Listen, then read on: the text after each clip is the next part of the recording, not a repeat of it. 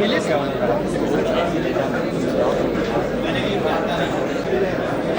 वो जगह होने वाली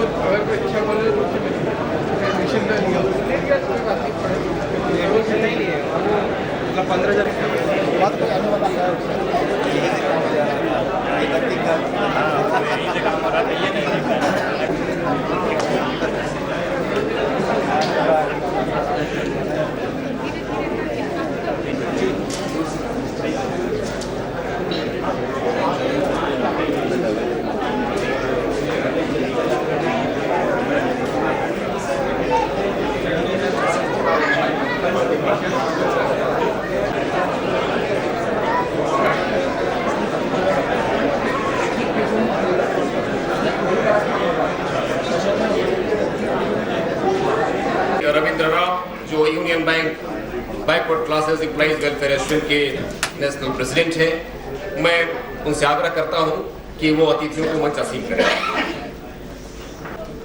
सभी अतिथियों और हमारे बीच जो हमारे नेतृत्व की अग्रिम पंक्ति में विराजमान शख्सियत हैं, उन्हें मंच पर आने का आग्रह करेंगे।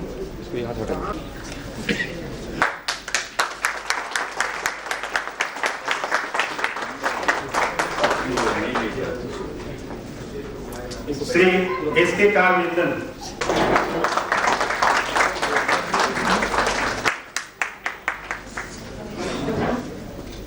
आदरणीय प्रोफेसर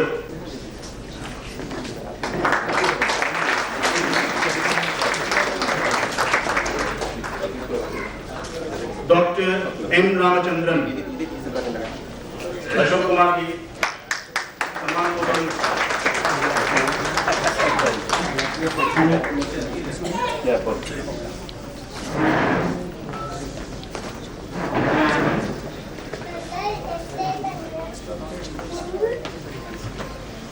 डॉक्टर बाबूराम निषाद,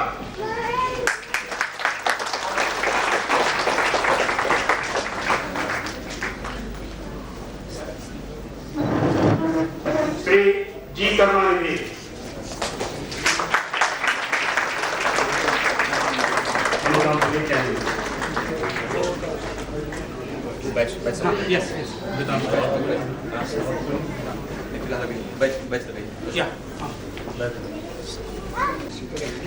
श्री अशोकानंद जी से आग्रह करूंगा कि वो पोडियम पे आए और दीप प्रज्वलन, उसके बाद हमारे माननीय अतिथियों के सम्मान की प्रक्रिया है उसको आगे बढ़ाएं। अशोकानंद जी।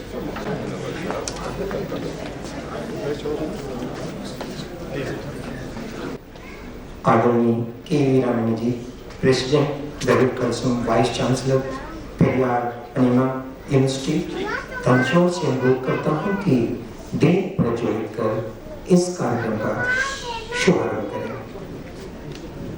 मैं the right pronouns to inaugurate. Sir सामने से उधर सर सामने से जी हम लोग आ जाने दीजिए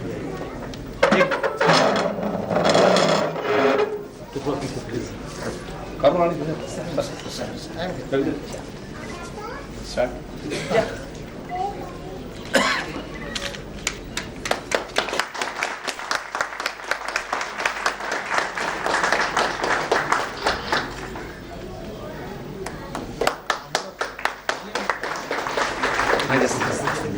नंबर 7 अगस्त सामाजिक न्याय दिवस सोशल जस्टिस डे की ढेर सारी शुभकामनाएं।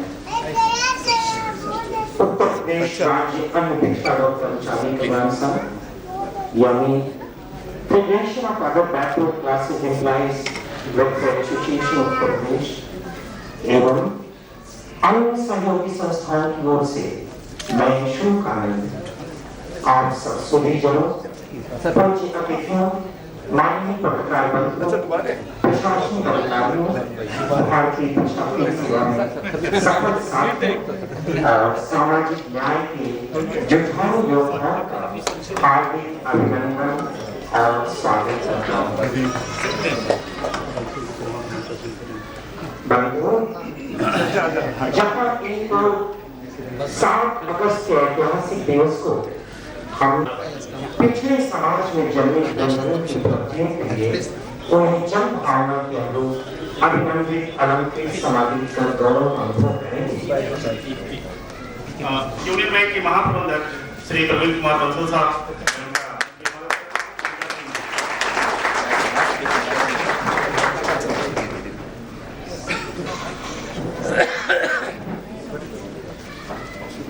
पर फक्र है समाज को, पिछले वर्ग के एक एक व्यक्ति को, समाज के विभिन्न क्षेत्रों से आए हम सब अपने सपूतों को महिमा मंडित कर खुद पर नाच करेंगे। सदियां लग गई यहाँ तक पहुँचने में, कितनी कठिन डगर थी। साधुवाद के पात्र हैं मंडल कमीशन के सदस्य और पूज्य हैं माननीय बीपी सिंह जी। एक व्यापक दृष्टिकोण और ऊंची सोच ने हम पिछड़ों को देश के विकास की मुख्य धारा में जोड़ने का अवसर दिया। इस आयोजन के औचित्य और उद्देश्यों को अगर मैं शब्द दूं तो 2 पंक्तियों में कहूंगा, मेरी हिम्मत को सराहो, मेरे हमराह बनो, मैंने एक शम्मा जलाई है अंधेरों के खिलाफ। इस आयोजन के माध्यम से आगे आने वाली पीढ़ी के लिए प्रेरणा परोसना हमारा उद्देश्य है। ओबीसी के सफल छात्रों को अपने समाज की सही तस्वीर दिखाना, पिछले समाज की स्थिति का भान कराना और उनसे अपने सामाजिक दायित्वों के प्रति सचेत रहकर अपने अपने पदों की जिम्मेदारी के साथ ईमानदारी से न्याय संगत निष्पादन हमारे उद्देश्यों में शुमार है। आइए हम आयोजन के अगले पायदान पर चलें। तो धोती देकर शाही पहनाकर आदर देना चाहेंगे। मैं सबसे पहले यूनियन बैंक के अशोक कुमार जी से निवेदन करूंगा कि आदरणीय के वीरानी जी को शाल पहनाकर धोती देकर हम सबकी ओर से आदर करें।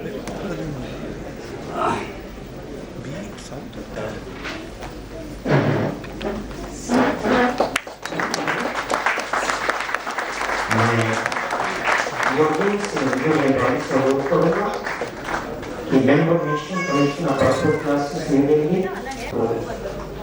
शाल पहनाकर धोती देकर हम सब की ओर से आदर प्रकट करें।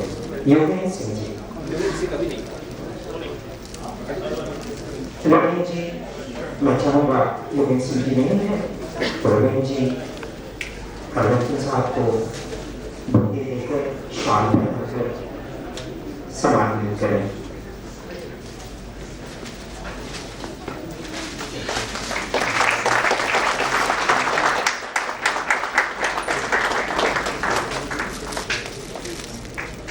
इस आयोजन को ऊंचाई प्रदान करने के लिए, गौरव वृद्धि के लिए हमारे बीच उपस्थित शोधकर्ता आदरणीय पीके बंसल साहब मैं मनीष कुमार से अनुरोध करता हूँ कि शाल पहनाकर और बुके देकर उन्हें आगे सम्मिलित करें।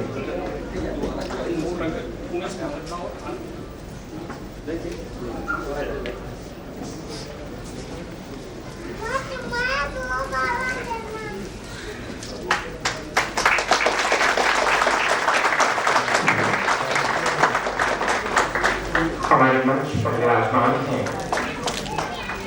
हिंदी आलोचक, लेखक, समीक्षक आदरणीय professor चौकीराम Yadav ji.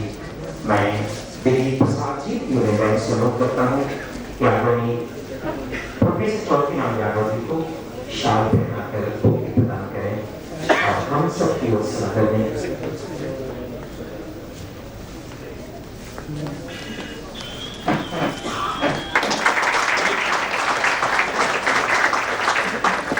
Sir please. हमारे विराजमान अतिथियों में vice chancellor Periyar Maniammai university Tanjore Tamil Nadu आदरणीय डॉक्टर एन रामचंद्र जी हैं। मैं डॉक्टर हेमंत कुमार से अनुरोध करता हूँ कि शाल देकर बुके देकर हम सब की ओर से आदर को आदरणीय रामचंद्र हमारे बीच हैं former chairman national backward class finance. और अभी मैं सुरेंद्र नाथ मौर्य जिसे अनुरोध करता हूँ PIC से आदरणीय डॉक्टर बाबूराम निशान जी को अनुवस्त्र देकर आदर।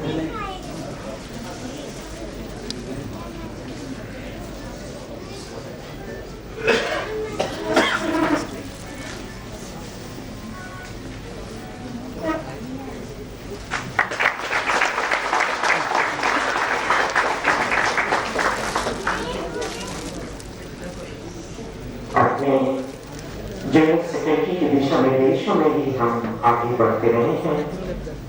आदरणीय जी करुणानिधि जी के निर्देश हमें प्राप्त होते रहे हैं। All India backward classes employees welfare association, general secretary all India union bank employees welfare association, मैं अमितांशु जी, नंदकिशोर जी, मुसाफिर जी, मधुप्रेम जी, मेघालय यादव जी, KP यादव जी, गणेश यादव जी, सबसे अनुरोध करता हूँ कि आदरणीय करुणानिधि जी को ये शाल पहनाकर हम सब की ओर से आदर करें।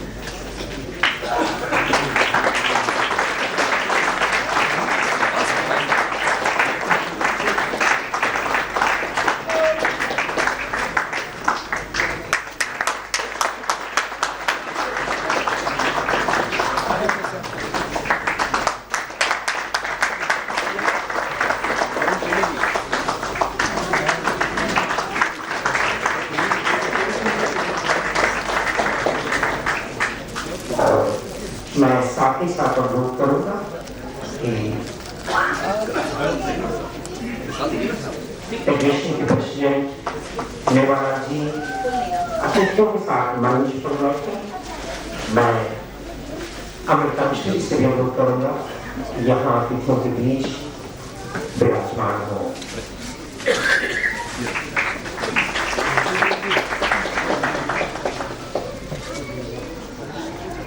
मैं अपने राष्ट्रीय अध्यक्ष यूनियन बैंक अन्य पिछड़ा वर्ग कर्मचारी कल्याण संघ आदरणीय श्री रविन्द्रनाथ जी से अनुरोध करता हूँ कि अतिथियों के प्रति साधुवाद उनका आदर करें।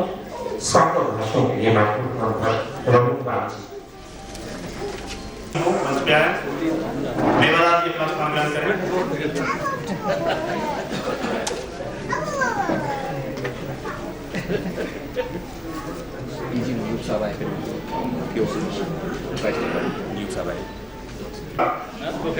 यूनियन बैंक हमारे डिप्टी जनरल मैनेजर विराजमान थे सभागार में, JK नियोग साहब, उन्हें गुलदस्ते से स्वागत करें, उन्हें बैठ करना है।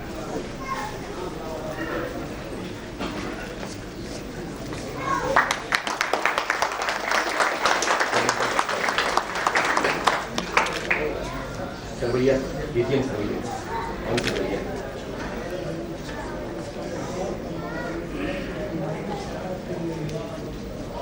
बल्कि से पुनः आग्रह है पार्श्व में के हमारे सरवैया साहब हैं, उनसे को सम्मान दें।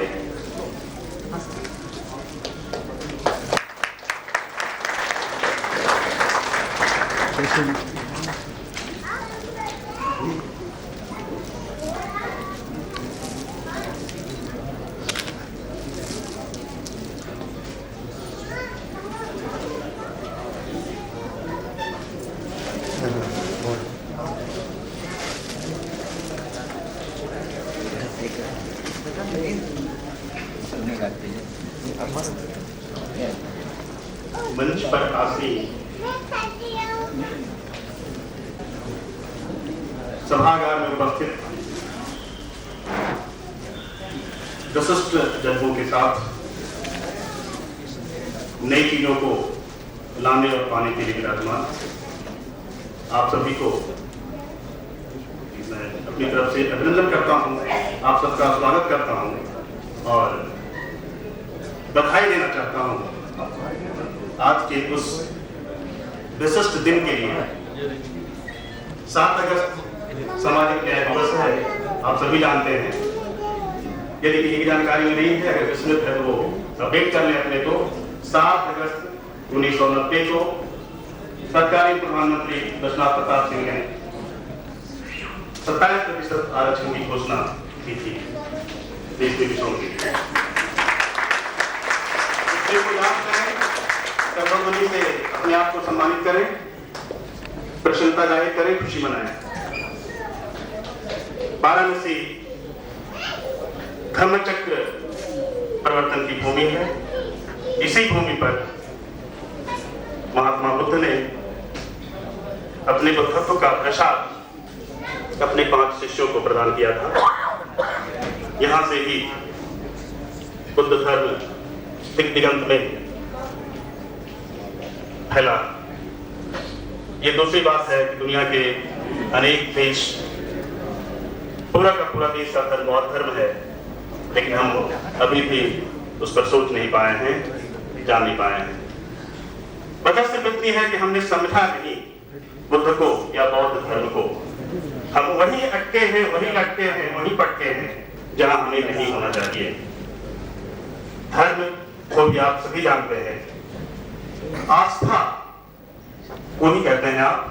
आस्था प्रगाढ़ित होती है, बढ़ती है, आपकी आंखें बंद होती हैं, दिल गुंड होता है, मुंद जाती हैं आपकी सारी चीजें। आप कुंठाग्रस्त होते हैं आस्था से, सब कुछ आपका छुप जाता है आस्था के भीतर।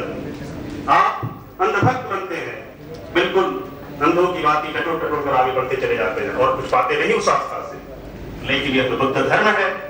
मित्रों, इसी आस्था को तोड़ता है, निर्मूल करता है, आपको सोचने के लिए, आपको विचार करने के लिए, विचारना के लिए मजबूर करता है। आप जहां पे स्थिर हैं वहां से आगे बढ़ने के लिए प्रेरित करता है बुद्ध धर्म, बौद्ध धर्म। तो ऐसी धरती पर हम आप सभी का स्वागत करते हैं और आप सबसे निवेदन करते हैं कि जब कभी मौका मिले बुद्ध को जाने, बुद्ध को परखें, बुद्ध को समझें। बौद्ध धर्म ये भूमि है सचेतक रूढ़िवाद को मिटाने में सन्नद्ध, अपनी कविताओं, अपने दोहों से संत कबीर की।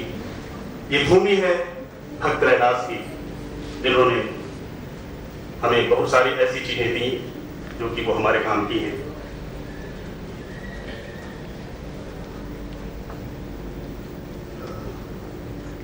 आप जो सभा में विराजमान हैं उसमें जो हमारे फादरली शख्सियत हैं, पर्सनालिटी हैं, के वीरामणी जी, मैं उनका हृदय से स्वागत करता हूं। वीरामणी जी द्रविड़ कलकम के अध्यक्ष हैं और पेरियार मणिमयी यूनिवर्सिटी के चांसलर है, कुलपति। एशिया में यह एकमात्र ऐसा यूनिवर्सिटी है, ऐसा विश्वविद्यालय है जिसमें स्नातक स्तर पर महिलाओं की, सिर्फ महिलाओं की पढ़ाई होती है। और यह विश्वविद्यालय समर्पित है पेरियार के दर्शन पर, पेरियार को सपनों को साकार करने के लिए। वहां से हमारे वीरामणी जी आते हैं और सच कहूं तो पेरियार, जिन्हें आप बहुत कम ही जानते हैं, पेरियार के अगर सच्चे मायनों में कोई वारिस है तो वो है के वीरामणी।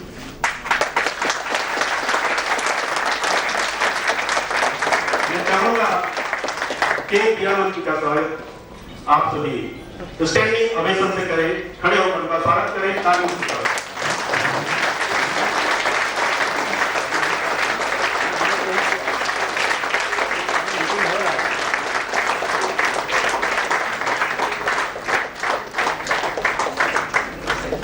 हम अपने अभिभावक एस कुशवाहा साहब से निवेदन करूंगा कि वो मंच में आए। मेरा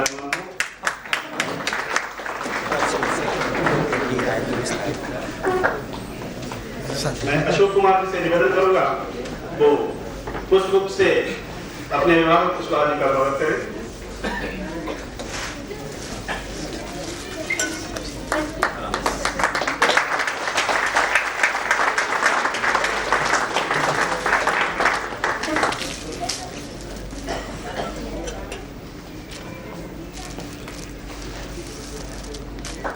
वीरामणी जी सामाजिक न्याय के मार्ग पर एक ऐसी शख्सियत हैं जिनके शब्द आप सुनेंगे, मुझे लगता है एक एक शब्द उनका हृदयंगम करना चाहेंगे, जो करना चाहेंगे।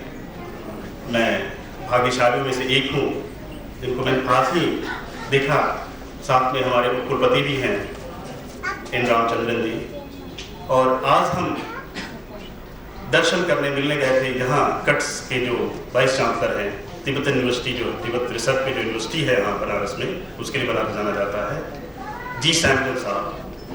उनके बीच जो वार्ता हो रही थी धीमी धीमी, विद्वता जो आ रही थी, और मुझे आश्चर्य हो रहा था कि वीरामणी जी विशेषज्ञ हैं, मास्टर हैं पेरियार लिटरेचर, पेरियार फिलॉसफी के, लेकिन मैंने वहाँ देखा इतनी अच्छी तरह से उन्होंने बौद्ध धर्म और बौद्ध में जो बुद्धम शरणम गच्छामि, संघम शरणम गच्छामि,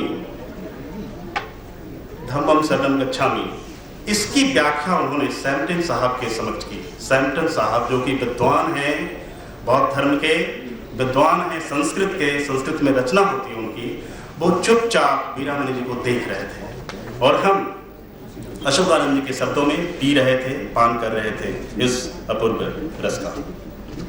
तो ऐसे हैं हमारे वीरामणी जी, जिनका वादा है इस परिपक्व उम्र में भी कि जब कभी हमें बुलाओ, जहां कहीं भी बुलाओ, सामाजिक न्याय की बात हो, मैं हमेशा तुम्हारे पास आऊंगा।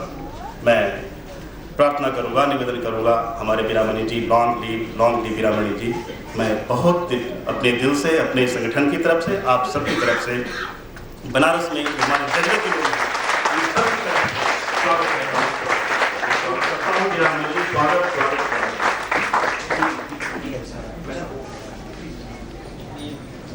सभागार में श्री रविंद्र IAS जिलाधिकारी वाराणसी विराजमान है, हम हृदय से स्वागत करते हैं। मैं अमृतांजलि से निवेदन करूंगा कि वो उन्हें मंचासीन करें। रविंद्र जी का स्वागत शॉर्ट और पुष्प से करें।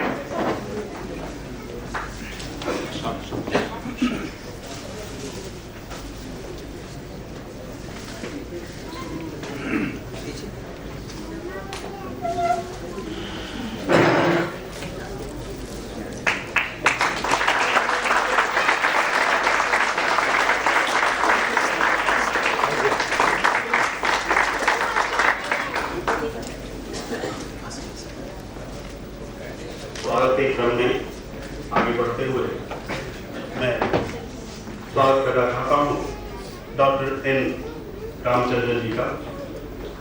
रामचंद्रन जी उपकुलपति हैं, वाइस चांसलर हैं पेरियार मणिमयी यूनिवर्सिटी। ये विशेषज्ञ हैं अपने मामलों में और इन्होंने सोच रखा है कि पेरियार की जो चीजें हैं, पेरियार ने जो सपना देखा था उसे साकार करें। पेरियार चाहते थे कि महिलाएं हमारी उन्नत हो, उनसे ही समाज का निर्माण हो सकता है। इसलिए इन सब ने उस पर विचार किया और आगे आकर के महिलाओं के लिए इन्होंने यूनिवर्सिटी का निर्माण किया हुआ है और उसे ये बड़ी अच्छी तरह से चला रहे हैं। इसके बाद स्वागत के क्रम में मैं नाम लेना चाहूँगा श्री एस.के. कारबंदन जी का। कारबंदन जी मझे कोई आदित्य के हैं। संसद की शोभा उन्होंने काफी लंबे समय तक बढ़ाई है और संप्रति वे सदस्य हैं राष्ट्रीय पिछड़ा वर्ग आयोग के। कारबंदन जी इस तरह से कमिटेड हैं ओबीसी मामलों के लिए। जब ये सांसद हुआ करते थे तो सांसद की जो कोठी होती है, उनका जो बंगला होता है, उनका जो हॉस्टल होता है, उसमें जब तक ये रहे हर वर्ष जितने तरह के छात्र जब चाहे वहां आकर के रहते हुए, कोई कोचिंग कर रहा है, कोई पढ़ाई कर रहा है, कोई यूपीएससी की तैयारी कर रहा है, अनेक तरह की सर्विसेज की तैयारी कर रहा है। और हमारे कारबंदन साहब की जो कोठी थी उन सबके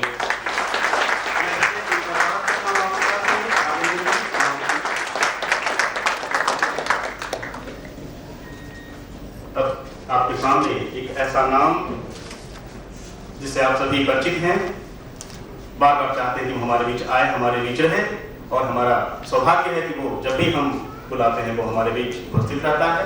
वो शख्सियत और कोई नहीं, वो शख्सियत है जी करुणानिधि।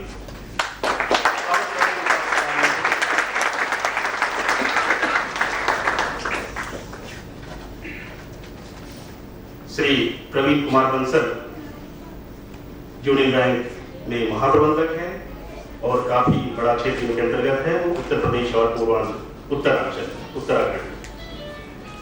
बंसल साहब जो कमिट डेवलपमेंट की बात होती है उसमें इनका जो कमिटमेंट है वो किसी भी तरह के क्लास के लोग सामने आए हैं, कैसे उनका विकास हो, मृदुभाषी हैं और वो विकास के मार्ग पर अपने गांव को आगे लाने में विश्वास करते हैं। मैं स्वागत करता हूँ बंसल साहब का।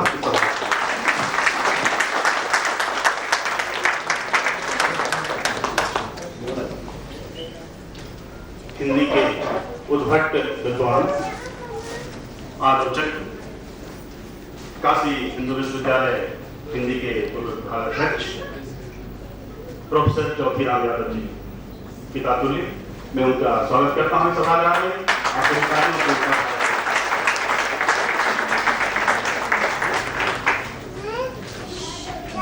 भारतीय प्रशासनिक सेवा के श्री रविंद्र जो जिलाधिकारी हैं वाराणसी जिला के, युवा हैं, कर्मठता में विश्वास करते हैं। वाराणसी किस तरह से अग्रसर हो रहा है आप सभी जानते हैं, हमें कुछ भी करने की जरूरत नहीं है। यहाँ पर मैं आप सबसे निवेदन करूंगा ताकि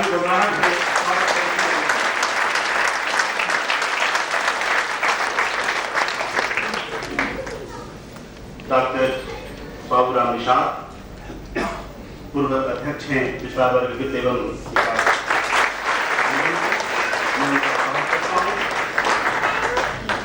मुझे याद है विगत वर्ष जब हमने यह कार्यक्रम किया था 24 जुलाई 2010 को, तो बाबूजी ने, बाबूराम निषाद जी ने यहाँ पर अपना वक्तव्य दिया था, एकदम से पिन ड्रॉप साइलेंस था और पूरा हॉल इनके अनुभव के साथ में था और सबके सब रो रहे थे। इन्होंने इस तरह की चीजें यहाँ पर बताना शुरू की थी अपने अनुभव में, हम सभी की आंखों से आंसू भर रहे थे और पिन ड्रॉप साइलेंस होकर के हम लोग उनको सुन रहे थे। वैसे ही छात्र आपका हम स्वागत करते हैं, ताली गड़गड़ाहट का स्वागत करते हैं।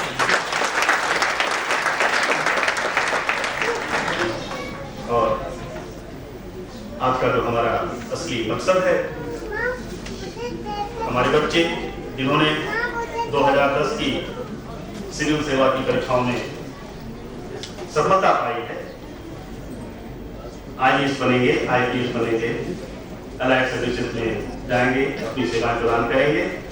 मैं अपने उन सभी बच्चों का, अपने अनुजों का यहाँ पर स्वागत करूंगा। हमारे श्री अतुल कुमार, संतोष कुमार जी,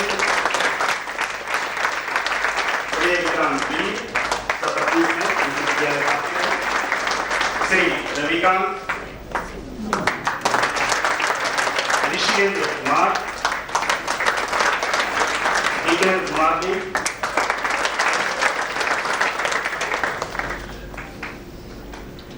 यूपीएससी परीक्षाओं से थोड़ा अलग हट करके हम और भी सम्मान कर रहे हैं। आज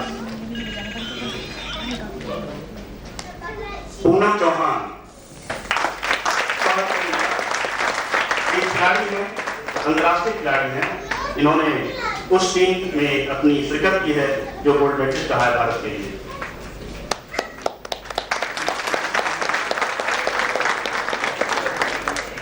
और एक ऐसी शख्सियत का मैं यहाँ पर स्वागत करना चाहता हूँ जो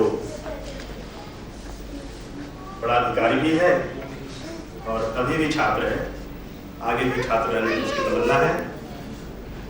मैं बहुत विवल हो रहा हूँ, विगलित वो हमारे कंठ जो है आगे नहीं काम कर रहे हैं, मैं उनका स्वागत करना चाहता हूँ। और कोई नहीं, वो हमारे आरपी मौर्य हैं।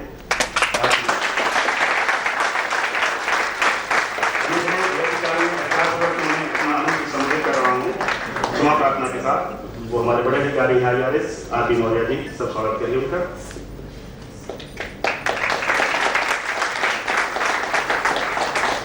हमारे बीच कई ऐसी शख्सियत हैं जो अभी तक यहाँ पर नहीं आ पाए हैं, क्योंकि मुझे स्वागत करने के लिए कहा गया है। जो हमारे बीच अभी नहीं आ पाए हैं, मैं उनका भी स्वागत करना चाहता हूँ। पूर्व सांसद प्रेम सिंह यादव जी, वो अध्यक्ष जिला पंचायत वाराणसी मधुकर मौर्य जी, मैं उनका स्वागत करता हूँ। और मित्रों, आज की तिथि में एक बहुत, जब संविधान हमारा आया तो उसमें जो प्रावधान था उसके अंतर्गत SC, ST और OBC को नौकरियों में, सरकारी सेवाओं में आरक्षण की बात करी गई। लेकिन शिक्षा के लिए कोई बात नहीं है। और जब संविधान आया तो एक बात पहले से है क्या कि वो तमिलनाडु में 100% आरक्षण, वहाँ जितनी भी जातियां हैं उनकी संख्या के अनुपात में तमिलनाडु में 100% आरक्षण था। लेकिन जब संविधान आया, बाबा साहब का संविधान जब आया, तो उसमें अनुच्छेद 14 का हवाला देकर के सुप्रीम कोर्ट ने उसको स्ट्रक डाउन कर दिया, उस आरक्षण को रोक दिया। तब तमिलनाडु में, जो कि शुरू से ही जगा हुआ रहा पेरियार के कारण, पेरियार ने एक आंदोलन की शुरुआत की और उन्हें पूरे तमिलनाडु को जगा दिया। और 1950 में उन्होंने एक भाषण दिया, जिस एक भाषण के जरिए पूरा का पूरा तमिलनाडु, सभी तबके के लोग जागे और वो आंदोलन में खड़े हो गए।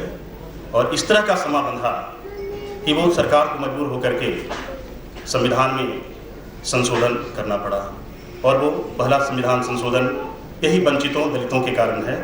पहला संविधान संशोधन 16(4) था, उसके अंतर्गत 15(4) का समावेश किया गया, जिसमें शिक्षा में भी SC, ST और OBC को आरक्षण का प्रावधान आया।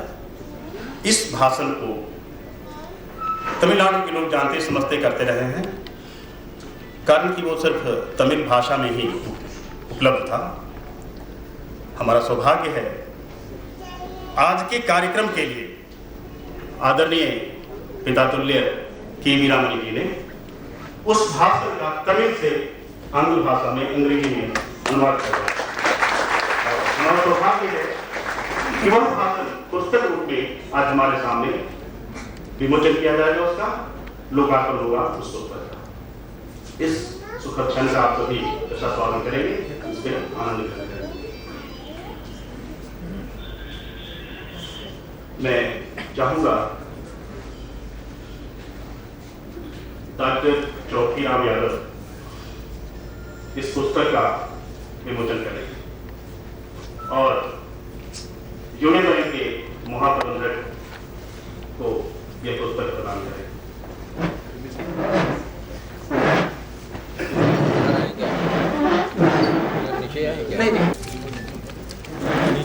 आप सभी से हमारा आग्रह होगा, पुस्तक आज 100 रुपये उपलब्ध है, इसकी कीमत मात्र 15 रुपए है। आप सभी को लेंगे, जानेंगे इसकी क्या क्या चीजें हैं।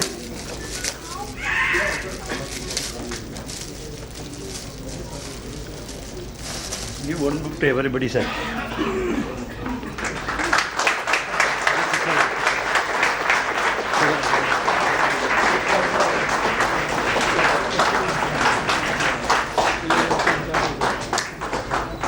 Sir, everyone please hold the book for the picture.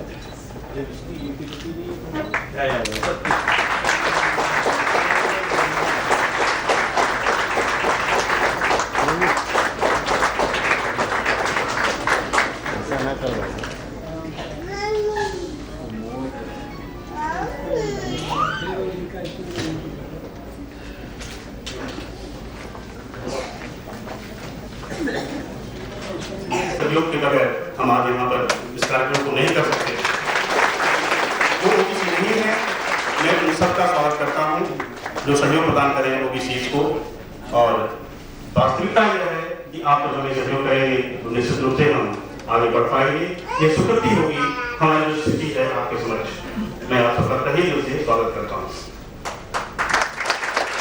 समाचार माध्यमों से आए हमारे संवाददाता जो दृश्य और सभ्य मीडिया से संबंधित हैं, मैं उन सबका यहाँ पर स्वागत करता हूँ और हमेशा विभाग को चुनौती देता हूँ कि हमसे संबंधित आज यहाँ जो भी चीजें हुई हैं, जो आपको पसंद चीजें नहीं आई हैं, उन सबको प्रसारित करने का हिम्मत करें, प्रकाशित करने का हिम्मत करें। धन्यवाद मित्रों, आप सभी का फिर से स्वागत, आप सभी को बहुत बहुत नमन, बहुत बहुत प्रणाम। कीनोट एड्रेस के लिए महासचिव राज्य महासंघ उत्तर प्रदेश आदरणीय अमितांशु जी को माइक्रोफोन पर बुलाऊंगा। 2-3 पंक्तियां कह के मैं सोना नहीं चाहता, मेरी आंखों में चाहतों के बादल उतर रहे हैं। मैं रोना नहीं चाहता, मेरे हृदय में हर्ष का आवेग हिलोरे लेने लगा है। मैं रुकना नहीं चाहता, मेरे अंतर के क्षितिज पर आशाओं का आकाश फैलने लगा है। मैं थकना नहीं चाहता, मेरी चेतना के पटल पर संभावनाओं का सूरज उगने लगा है। मैं मूक नहीं रहना चाहता, मेरी जिह्वा पर शब्दों का सैलाब उमड़ने लगा है। मैं शांत नहीं रहना चाहता, मेरे कानों में मुक्ति का राग गूंजने लगा है।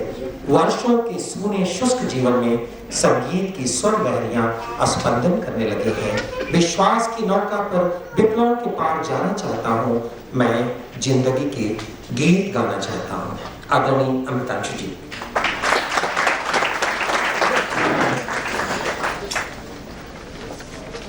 उपस्थित मंचासीन अतिथिगण, सिविल सेवा परीक्षा 2010 में सफल हुए आत्मीय बंधुवर, मित्रों, महिलाओं एवं बच्चों, सबसे पहले मैं इस कार्यक्रम के मुख्य banner federation of other backward classes employees welfare associations Uttar Pradesh की गतिविधियों पे थोड़ी चर्चा करना चाहूँगा। विगत 12 वर्षों से सामाजिक न्याय के क्षेत्र में फेडरेशन का साथ देता रहा है। यह all India federation of other backward classes employees welfare associations का एक यूनिट है।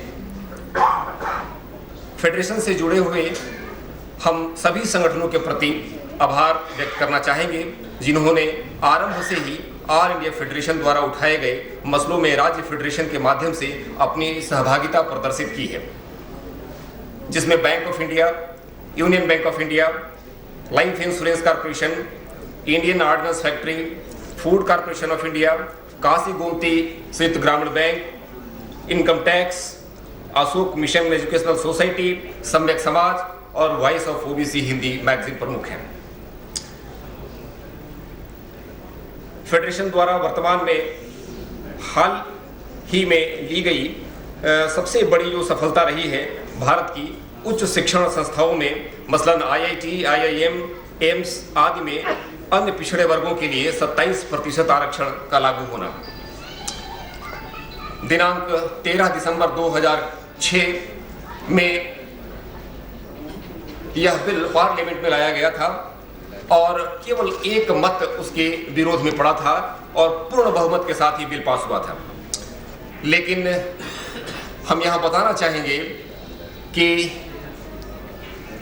जैसे ही ये बिल पास हुआ, उसके बाद भारत की जो तथाकथित संस्थाएं हैं और लोग हैं, उनके द्वारा रिट याचिका दाखिल की गई, जिसमें शिव खेड़ा भी एक प्रमुख नाम रहा है, जो यू कैन विन के लेखक हैं। उसके बाद पहली सुनवाई उसकी सुप्रीम कोर्ट में 8 मई 2008 को तय की गई थी। हम सभी अपने फेडरेशन की तरफ से उस सुनवाई को सुनने के लिए शामिल हुए थे। 8, 9 और 10 मई 2008 को जब ये सुप्रीम कोर्ट में सुनवाई चलती रही, पूरा देश लगभग एक इतना बड़ा जो बिल था, लगभग आज़ादी के लगभग 50-60 वर्षों के बाद शिक्षण संस्थानों में अन्य पिछड़े वर्गों के लिए आरक्षण लागू करने की बात कही गई थी। अंततः ये मसला कॉन्स्टिट्यूशनल बेंच को सौंप दी गई। यह सुखद रहा हमारे लिए कि बाद में वो बिल पूरी तरह से पास हुआ, सुप्रीम कोर्ट ने विक्ट्री दी और ये विभिन्न संस्थाओं में लागू हो गया।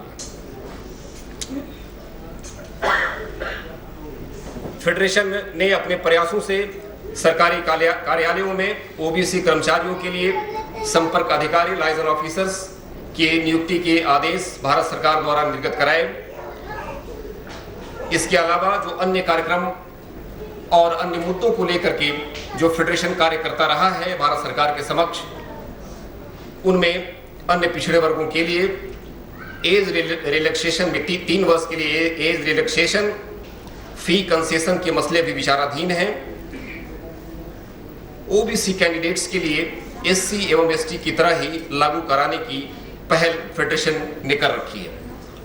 रेलवे में फेडरेशन के एफर्ट से एसोसिएशन को पूरी मान्यता मिली और सभी प्रशासनिक कार्यालयों में एसोसिएशन के कार्यालय उपलब्ध कराए गए और वार्ताएं सुनिश्चित की गई। पार्लियामेंट्री कमेटी फॉर ओबीसी को यथाशीघ्र गठित किए जाए, इसके लिए फेडरेशन ने लगभग 2004 से लोकसभा अध्यक्ष के समक्ष अपनी बातें रखता रहा है। फोरम ऑफ ओबीसी एमपीज के कन्वीनर श्री हनुमंतराव के माध्यम से इन चीजों को प्रधानमंत्री एवं अन्य बड़े स्तर पर इन चीजों को फेडरेशन ने टेकअप किया है।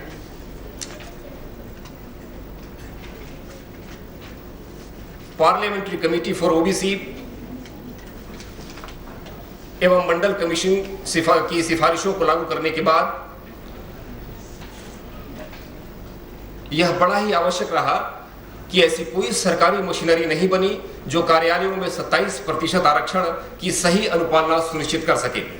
ऐसा कोई प्रावधान भारत सरकार के पास नहीं है जो प्रदत्त आरक्षण को लागू करने में की जा रही लापरवाहियों के प्रति उत्तरदायी लोगों पर अनुशासनात्मक कार्रवाई की जा सके। इस संदर्भ में फेडरेशन 2002 से ही अन्य पिछड़े वर्गों के लिए संसदीय समिति की गठन की मांग करता रहा है।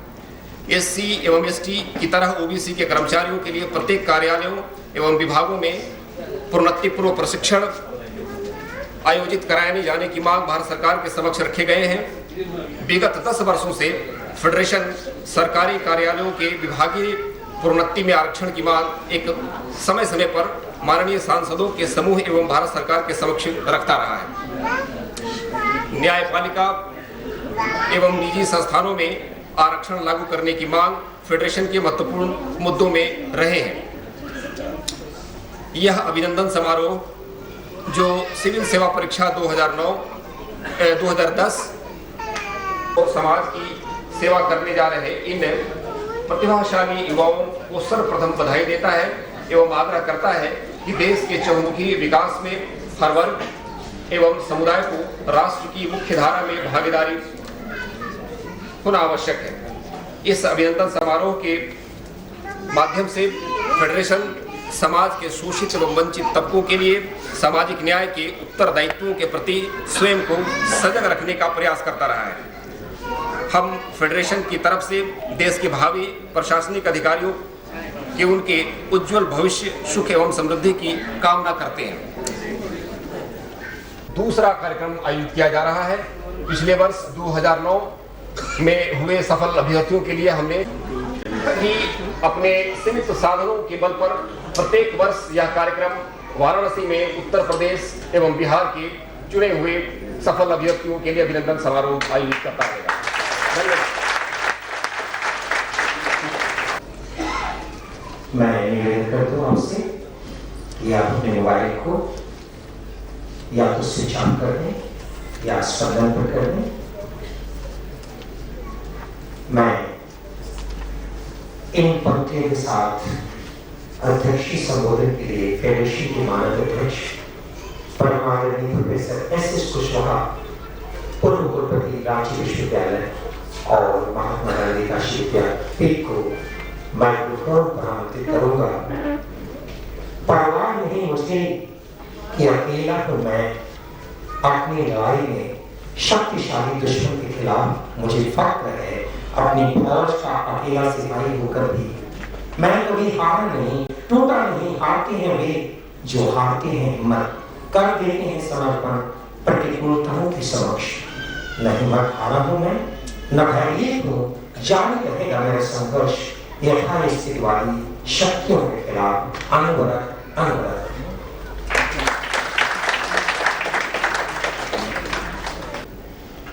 President of most popular political party DK, David Kazagan, and in fact he is successor of Periyar, Ramaswamy Periyar.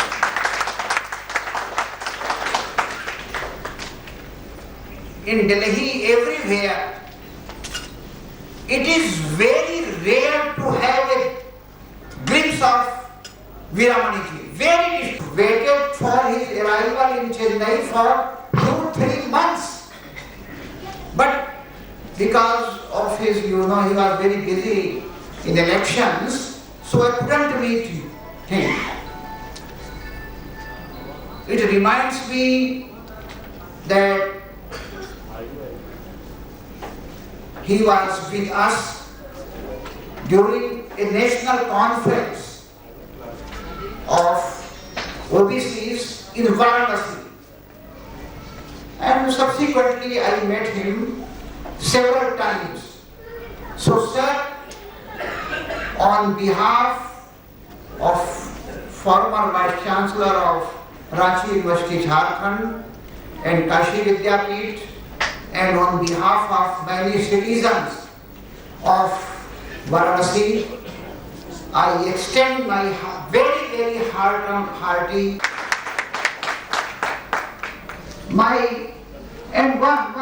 he is also the Chancellor of Periyar, Ramchandran. So let us welcome Professor Ramchandran. He is my great friend, because I was also Vice Chancellor. Anyway, Mr. G. Karunanidhi ji,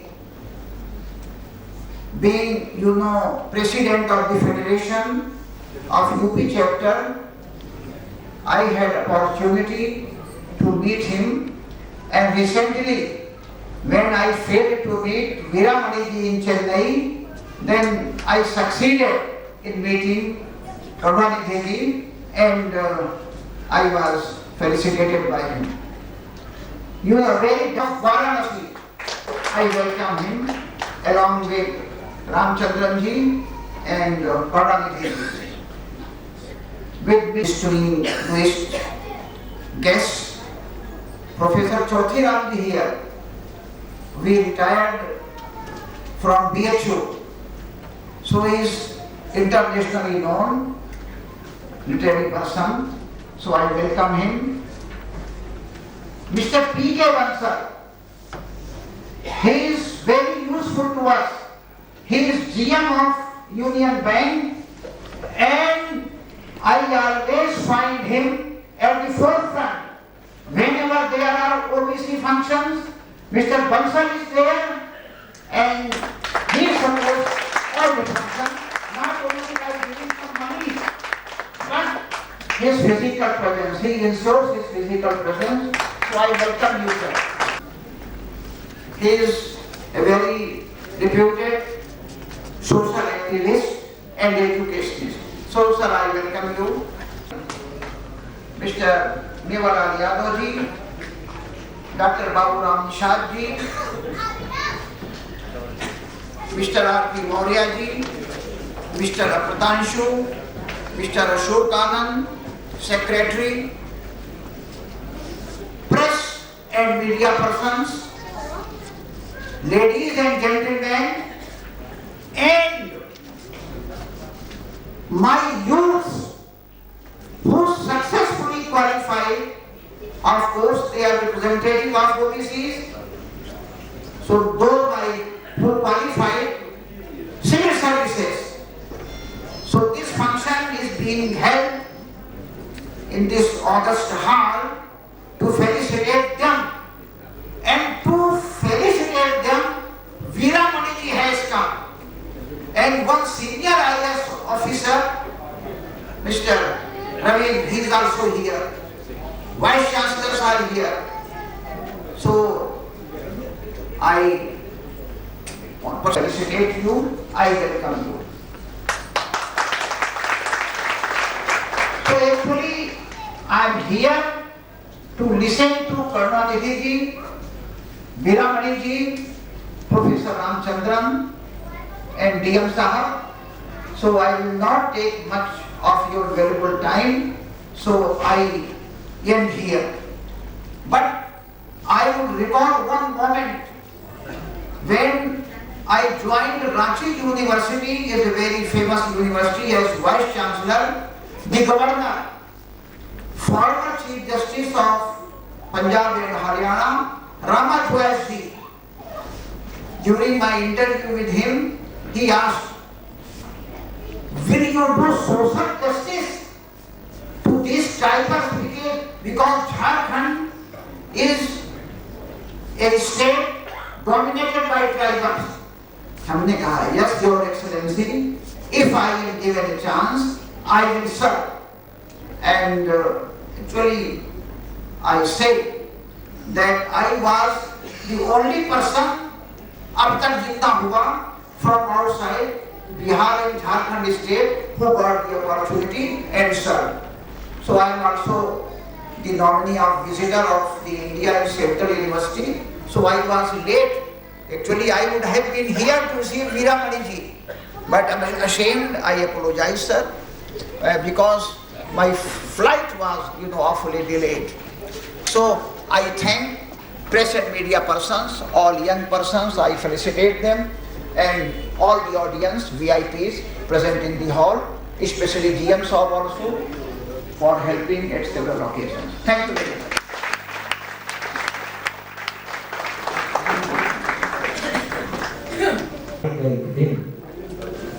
हमारे ख्वाब का भारत शक्ल में आएगा एक दिन, हुए बेदार अब कंधे हमारे होनहारों के।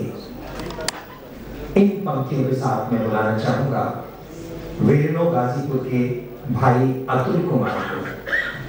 2005 में स्नातक हुए। हम लोग जोरदार ताली से इनका स्वागत करें।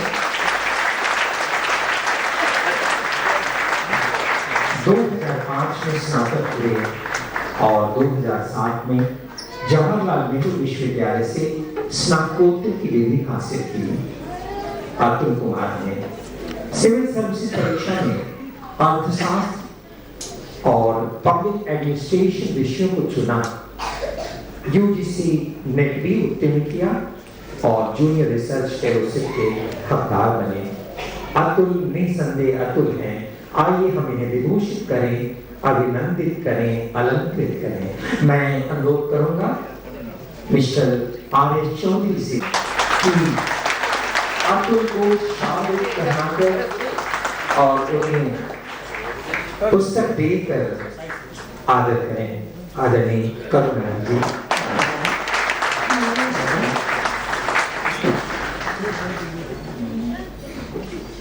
और करुणानिधि जी मोमेंटो में अतुल को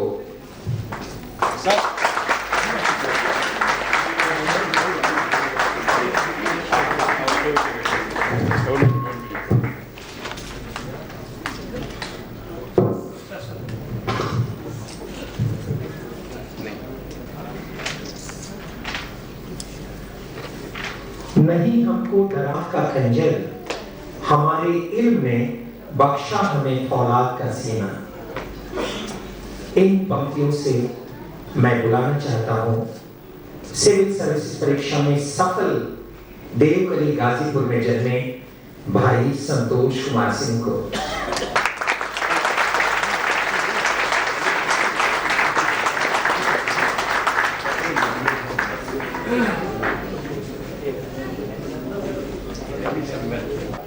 कि हमें शांति का दान दें और पूरी तरह से तादाद स्थापित करें। मोबाइल बंद करने प्लीज। संतोष जी ने CBSE बोर्ड से हाई स्कूल किया और पूरे जिले में अव्वल रहे। काशी हिंदू विश्वविद्यालय से स्नातक परीक्षा उत्तीर्ण और BA में भी इन्होंने टॉप किया। इतना ही नहीं, पॉलिटिकल साइंस से पोस्ट ग्रेजुएशन की डिग्री BHU से ही 2007 में हासिल की और MA में भी गोल्ड मेडल हासिल करके कुल समाज और गाजीपुर का नाम रोशन किया। और 2009 में जवाहरलाल विश्वविद्यालय से MPhil किया और डॉक्टरेट यानी PhD के लिए 2009 से जुड़ गए। यह भी बता दूं, मुझे बताना भी चाहिए कि संतोष कुमार ने UGC नेट उत्तीर्ण कर जूनियर फेलोशिप भी हासिल किया। इन दिनों सीनियर रिसर्च फेलोशिप के रूप में JNU में नई दिल्ली में हैं। सिविल सर्विसेज के साथ साथ आपकी तैयारी चलती रही, मेहनत रंग लाई और सफलता के शिखर पर पहुंच गए। प्रशासनिक सेवा में पॉलिटिकल साइंस और सोशियोलॉजी को चुना। फिल्में देखने का बहुत शौक है संतोष को। संतोष जी विनम्रतापूर्वक कहते हैं, मैं ग्रामीण पृष्ठभूमि से हूँ और निम्न आय वाला मेरा परिवार है। मेरे पूज्य पिताजी श्री अशोक कुमार कुशवाहा को मेरी शिक्षा के लिए कठिन संघर्ष करना पड़ा है, कड़ी मेहनत करनी पड़ी है। हम लोग एक बार जोरदार तालियों से इनका स्वागत करें। और मैं चाहता हूँ कि अनिल कुमार मोदी जी जो आर्ट डिपार्टमेंट से हैं, इन्हें माला पहनाऊं। इनके पिताजी भी आए। अच्छा, इनके पिताजी भी आए, हम लोग इनका भी स्वागत करते हैं। एक बार इनके पिताजी के लिए तालियां दें। मैं कहता हूँ बाबू जी यहाँ आ गए। हाँ, भाई Ashok Kumar Kushwaha ji, we feel proud। एक बार जोरदार तालियां दें। मैं चाहता हूँ कि इन्हें माला पहना कर आगे दिया जाए। बहुत अच्छा, बहुत। मैं अनिल कुमार मोदी से चाहता हूँ कि इन्हें माला पहनाकर संतोष जी को आदर प्रकट करें हम सबकी ओर से। मैं चाहता हूँ आदरणीय SK कावेंद्र साहब से, national commission for backward classes, आदरणीय SK कावेंद्र जी इन्हें शाल पहनाकर और किताबें देकर हम सबकी ओर से अभिनंदित करें। मैं चाहता हूँ सविता मौर्य और श्रीमती रानी अमृतांशु यहाँ आवें और संतोष जी को मोमेंटो दें। सविता मौर्य और श्रीमती रानी अमृतांशु।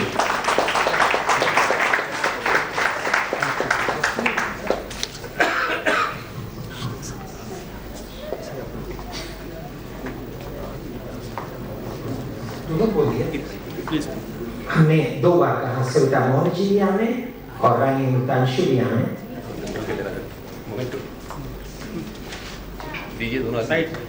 दोनों मिलकर संतोष जी को ये मोमेंटो, ये क्षण याद रहे, इसलिए क्षण प्रदान करें।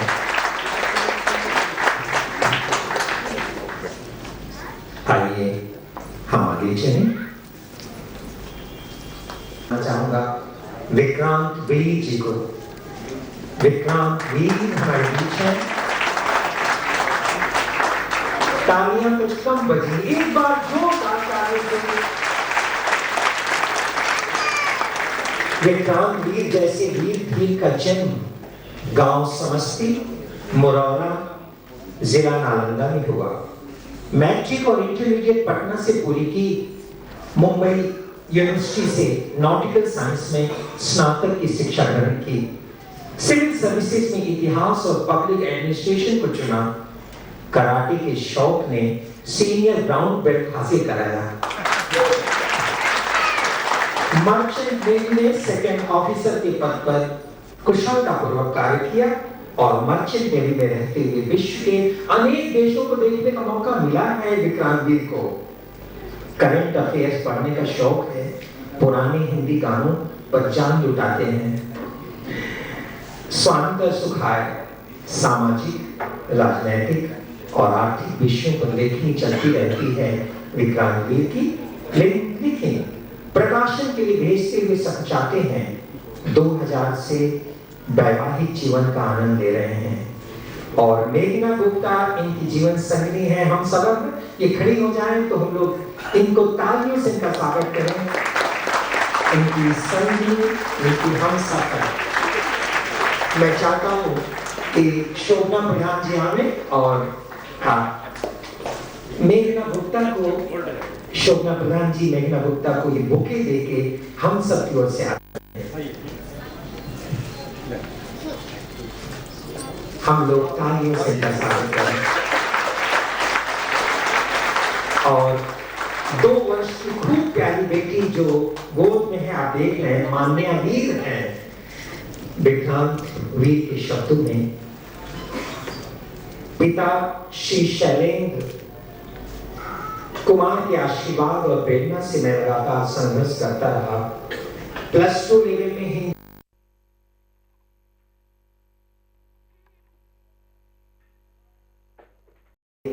भाई मिथिलेश कुमार से कि विक्रांतवीर को माला पहनाकर हम सब की ओर से स्वागत है। मिथिलेश नहीं है, रमाकांत यादव जी विक्रांतवीर को माला पहनाएं।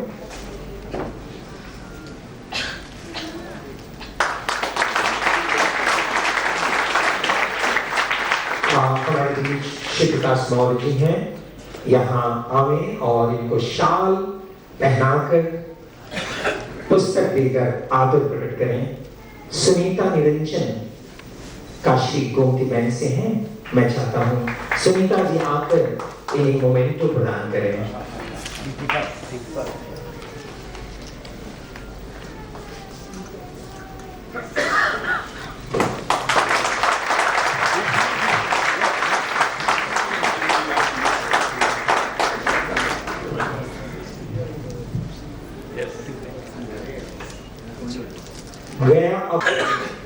गया अब दौर सीना चीर कर दिखलाने का अपना, हमारे इम्तिहान की बात है गुजरे जमाने की। मैं बुलाना चाहूंगा इलाहाबाद की उर्वर माटी में जन्मे श्री रविकांत यादव जी को।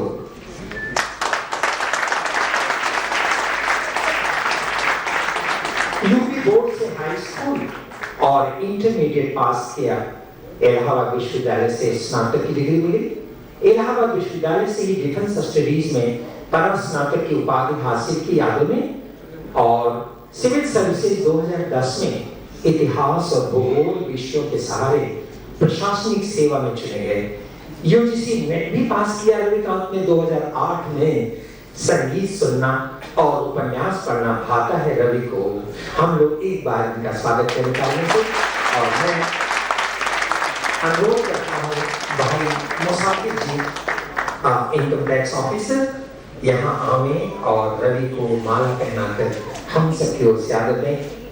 मैं आदरणीय प्रोफेसर चौधरी राम यादव जी गुरु से अनुरोध करूंगा कि आप इनको शाल पहनाकर और किताब भेंट कर यहाँ उपस्थित समाज की ओर से आदर दें। मैं चाहूंगा अंजू बाला अशोक कुमार की धर्मपत्नी संगिनी अंजू बाला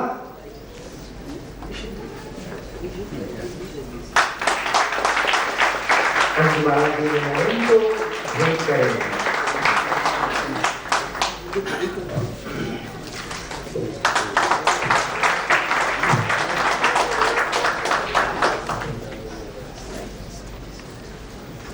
बड़े अरमान से ये आशिया हमने सजाया है।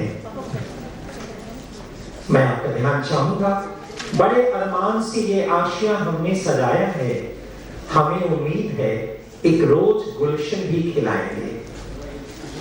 इन्हीं पंक्तियों के साथ मैं बुलाना चाहता हूं ऋषरेंद्र सोहदी शेखपुरा बिहार से आए हैं हमारे बीच।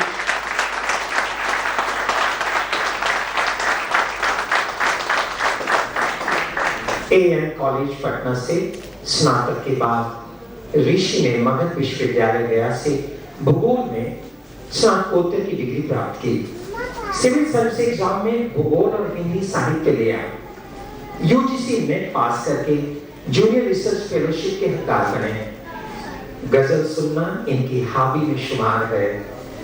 6 बार सिविल सर्विसेज के लिए परीक्षा दी। 2010 सफलता वर्ष बना। मैं अनुरोध करता हूं परमादरणीय बौद्ध भिक्षु सुमित रत्न ज्ञानोदय तपस्वी बुद्धिहार से पधारे हमारे बीच मणिहान मिर्जापुर से। इन्हें पुष्प अर्पित कर सबकी ओर से आदर प्रकट करें।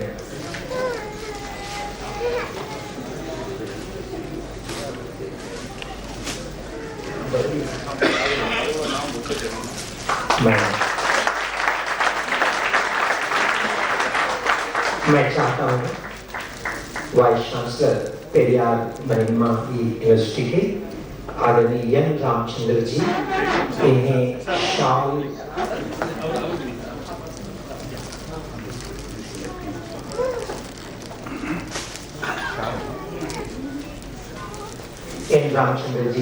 पहनाकर इनको आदरित करें। स्मिता जायसवाल जी से अनुरोध करूंगा यहाँ पर ऋषि को मोमेंट को दें। स्मिता जायसवाल जी। Take it, no problem. You take in your camera. Madam.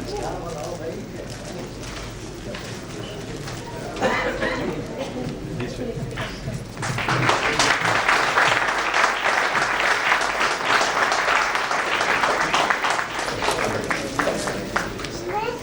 शत प्रतिशत तालियां बढ़नी चाहिए।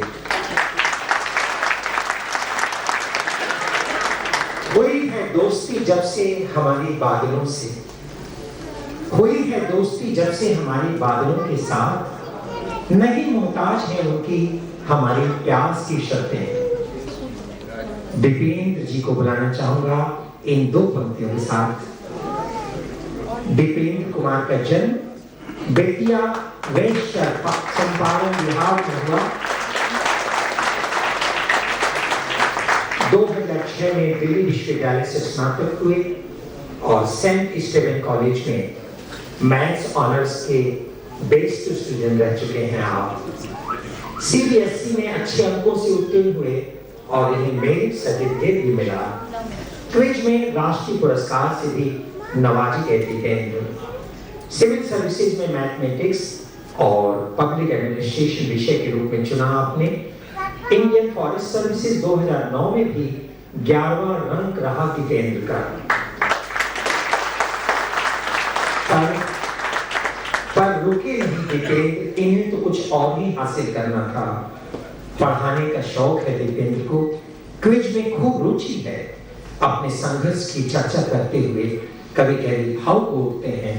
दीपेंद्र कहते हैं, पिछले वर्ष अगस्त माह में पिताजी चल बसे।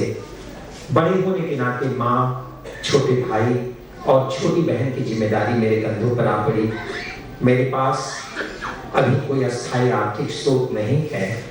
किसी तरह अध्यापन करके गृहस्थी की गाड़ी यहाँ तक मैं ले आया हूँ। बदली के बाद धूप आ चुकी है। माँ का आशीर्वाद मेरे पास है।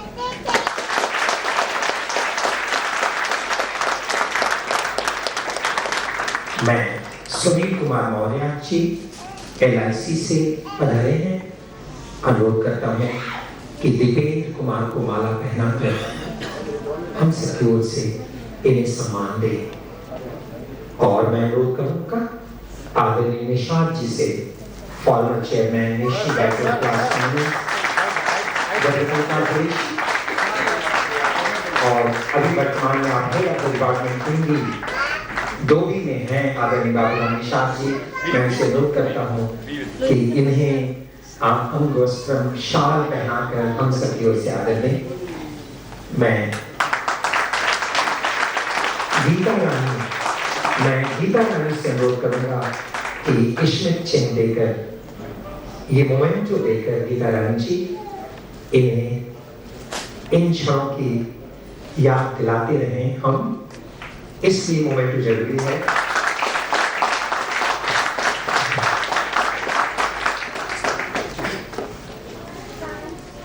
ढाप लो परवाह नहीं, तुम भले सूरज को पूरा ढाप लो परवाह नहीं, धूप के सपने तुम्हें हर हाल में फिर भी बुलूंगा।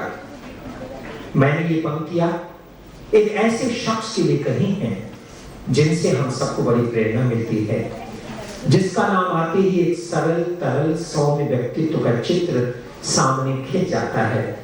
इतने बड़े पद पर होते हुए अहंकार ने इन्हें स्पर्श करने की हिम्मत नहीं जुटाई। एक मानव प्रेमी की तरह छोटे बड़े सबके साथ समभाव, समदृष्टि और समानता का व्यवहार। प्रसंग आने पर कहते नहीं हिचकिचाते कि मुझे गर्व है कि मैं एक धरती पुत्र, एक मेहनतकश किसान का बेटा हूँ। पिताजी मुझे लेकर बड़े सपने देखा करते थे, मुझे कुछ बनाना चाहते थे। अपने श्रम की कमाई से मेरी जरूरतें पूरी करते। कभी किसी किताब की फरमाइश करता तो लाख जतन कर इलाहाबाद से मंगाते। उन्हीं के दिए अच्छे संस्कारों और आशीष ने मुझे यहाँ पहुँचाया है। सामाजिक विसंगतियों और अभावों को मैंने बहुत नजदीक से देखा है। मैं चाहता हूँ कि पिछड़े समाज के बच्चे हर परिस्थितियों का सामना करते हुए उच्च शिक्षा ग्रहण करें और जानिबे मंजिल बने। जी हाँ, आपने ठीक समझा मैं किसकी बात कर रहा हूँ। मैं बात कर रहा हूँ IRS श्री राम प्रकाश मौर्य की। मैं आदरपूर्वक उन्हें आप सबके बीच बुलाना चाहूंगा। सामने आदरणीय मौर्य जी हमारे बीच आए।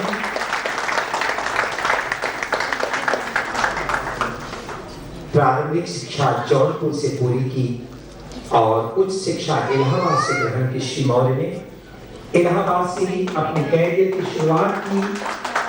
आयकर विभाग में असिस्टेंट कमिश्नर सर्किल 1 और 2 के पद पर अपने कर्तव्यों का निर्वाह बखूबी की श्री राम प्रकाश मौर्य ने। उसके बाद assistant commissioner central circle Banaras बने और संप्रति सहायक निदेशक जांच यानी असिस्टेंट डायरेक्टर इन्वेस्टिगेशन के पद पर आसीन राष्ट्र और समाज की सेवा कर रहे हैं। मैं अनुरोध करता हूं इंजीनियर आर.के. वर्मा से, electricity department Lucknow, general secretary welfare society of OBC, आदरणीय इंजीनियर आर.के. वर्मा। आर.के. वर्मा साहब यहाँ आवे और श्री मौर्य को माला पहनाकर और हम लोग इस हाल को तालियों की आवाज से गूंज दें।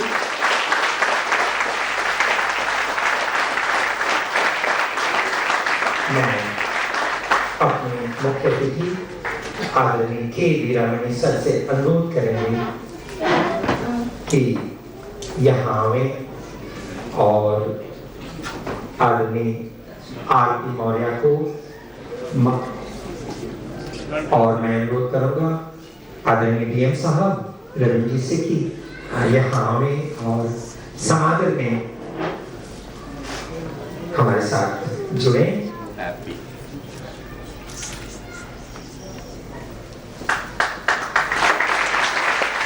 और डीएम साहब इनको नमस्कार दे शाल पहनाने और मौर्य जी को,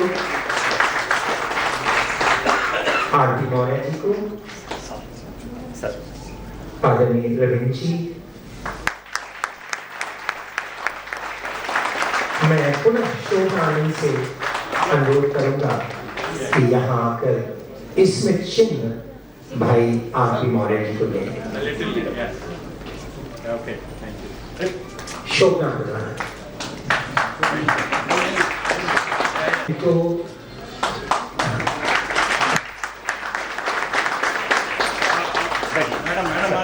किनारे आ सर।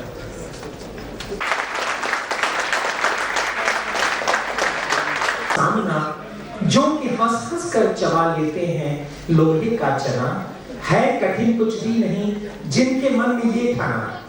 कुमारी पूनम चौहान। जी हाँ, मैं फुटबॉल टीम को गोल्ड मेडल दिलाकर भारत को सर्वोच्च स्थान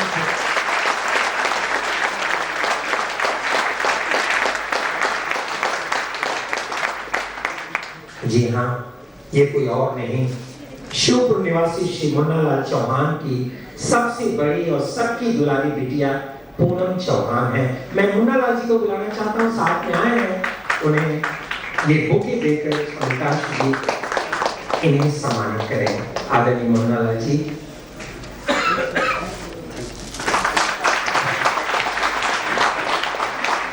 राष्ट्रीय और अंतर्राष्ट्रीय मैचों में अपना दबदबा बनाने वाली पूनम, चाहे प्रदेश के टीम कैप्टन की भूमिका हो या अंतर्राष्ट्रीय खेलों में एक खिलाड़ी की जिम्मेदारी, पूनम ने अपने खेल कौशल और दमखम के बलबूते न जाने कितनों को पछाड़ा है और अपनी काबिलियत की चांदनी खेल मैदान में बिखेरी है। कहती हैं, शिवपुर मिनी स्टेडियम में एक स्थानीय क्लब के बच्चों के कोच के रूप में पिताजी फुटबॉल सिखाया करते थे और मैं छुटपन से खेल मैदान में एक कोने में बैठकर लड़कों को फुटबॉल खेलते देखा करती थी।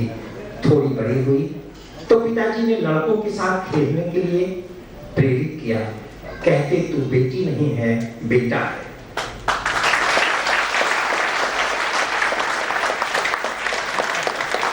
पिताजी के इन्हीं जज्बात ने मुझे सफलता की एक एक सीढ़ी चढ़ना सिखाया। 5 भाई बहनों में मैं सबसे बड़ी हूँ। मुझे गर्व है कि मेरे सभी छोटे भाई बहन स्थापित खिलाड़ी हैं और उत्तरोत्तर आगे बढ़ते जा रहे हैं। संप्रति मैं काशी हिंदू विश्वविद्यालय में MBA की छात्रा हूँ।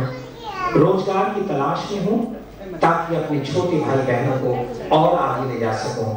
अपेक्षा थी कि यहाँ तक पहुँचने पर सरकार या अन्य संस्थाएं जॉब के लिए आमंत्रित करेंगी, लेकिन खैर, पिछले समाज में जन्म लिया है, संघर्ष तो करना ही पड़ेगा। मेरा हौसला बुलंद है, वांछित फल जरूर मिलेगा। अगली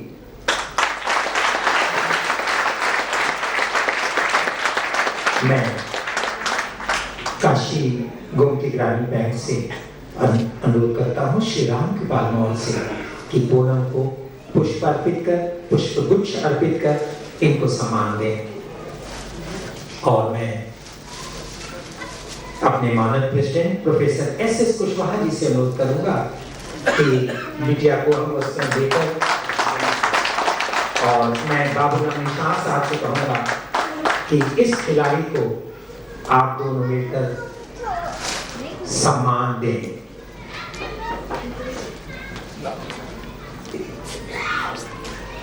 आदरणीय साहब जी के याद की पुस्तक देंगे और अनुवस्त्र आदरणीय सुपुत्र। मैं अंजू रानी से अनुरोध करता हूँ कि आए और एक मोमेंटो पूनम चौहान को दें। अंजू रानी जी। बंधुओं, आपको मैं याद दिला दूं कि पिछले वर्ष सिविल सर्विसेज में राहुल कुमार चुने गए थे, हमारे बीच है नहीं। उन्हें IPS मिला, उसका प्रशिक्षण भी उन्होंने शुरू किया, लेकिन हार जायसवाल यहाँ हैं। मैं चाहता हूँ यूनियन बैंक के DGM श्री JK नियोग जी, उन्हें स्मिता जी हमारे बीच में, स्मिता जायसवाल जी और आदरणीय JK नियोग जी, उन्हें ये मोमेंटो भेंट करें। और मैं श्री अमृतांशु जी से कहूँगा कि राहुल कुमार ने जो संदेश लिखकर भेजा है उसका वाचन यहाँ करें हम सबके बीच। अमृतांशु जी।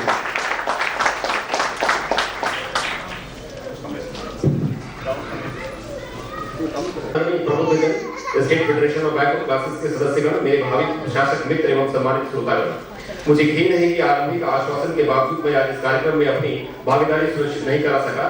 इस समय जब मेरा यह संदेश पढ़ा जा रहा है, मैं सत्यमंगलम के जंगल से जंगल सर्वाइकल मॉड्यूल करके आज ही IPS एकेडमी हैदराबाद लौटा हूँ। इस तरह अपने प्रोफेशनल कमिटमेंट के कारण मैं अपना पर्सनल कमिटमेंट पूरा नहीं कर पाया। खैर, मुझे हमेशा से लगता है कि व्यक्ति से अधिक विचार महत्वपूर्ण होता है और इसी कारण आज बैकवर्ड क्लास फेडरेशन के इस कार्यक्रम में प्रेषित हो रहे विचारों में अपना योगदान देकर मैं भी अपनी उपस्थिति दर्ज कराना चाहूंगा।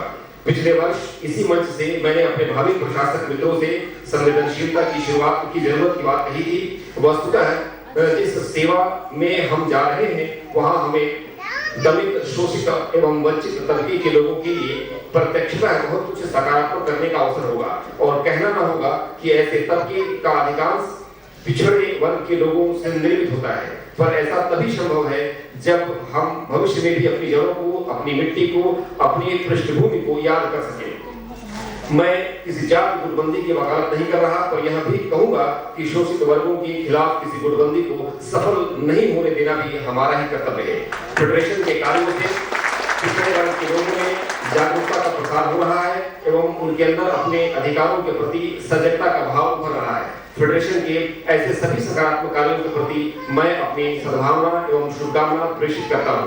साथ ही अपने भावी प्रशासक मित्रों से अपील करता हूं कि पिछड़ों के प्रति न्याय सुनिश्चित करने के लिए वे व्यक्तिगत रुचि एवं प्रयासों का सहारा लें तथा सामाजिक समरसता के बेहतर उद्देश्यों में अपना योगदान दें। राहुल कुमार, आईएएस, हैदराबाद।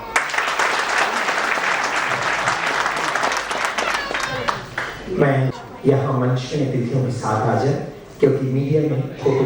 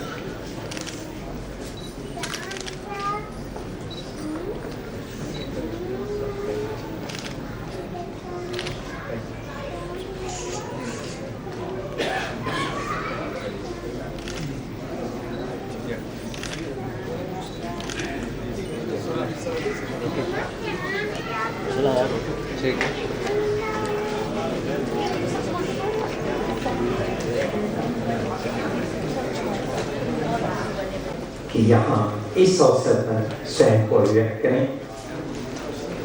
आदरणीय रवि जी।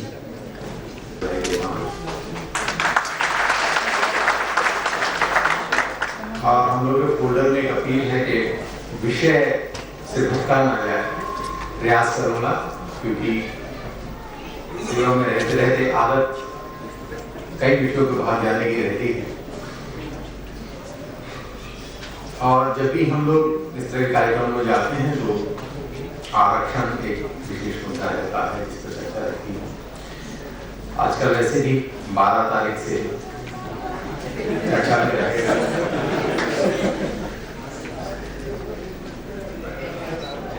जब आरक्षण की चर्चा होती है तो समानता की चर्चा उसके साथ साथ होती है। हमारा जो संविधान है वो भी कहता है कि हर एक व्यक्ति को समान अवसर प्रदान किया जाना चाहिए, समानता होनी चाहिए, हर एक व्यक्ति को एक जैसा। दो भाग बल्कि रखे गए हैं, equal protection of law and equality before law. अगर उसको देखा जाए तो दृष्टिकोण का अंतर हो जाता है। जब एक विकलांग कि हम आपको हर एक व्यक्ति के संग दौड़ने का समान अधिकार दे रहे हैं, तो समानता बाकियों के दृष्टिकोण से हो सकता है समानता हो, लेकिन उस व्यक्ति के दृष्टिकोण से समानता नहीं है।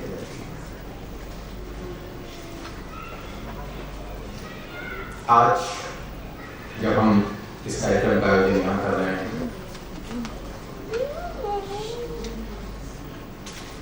बहुत से ऐसे लोग हैं हम लोगों के बीच जो बाहर पत्थर तोड़ रहे हैं, खेतों में हल चला रहे हैं या किसी और तरह से काम कर रहे हैं।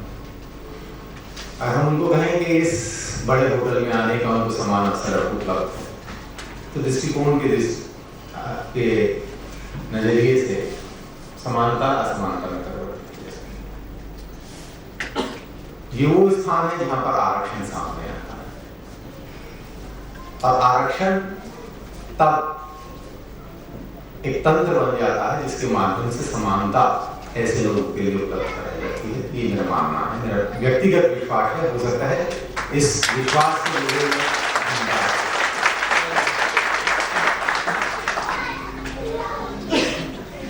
आज हम लोग इस वातानुकूलित कमरे में यहाँ इकट्ठे हुए हैं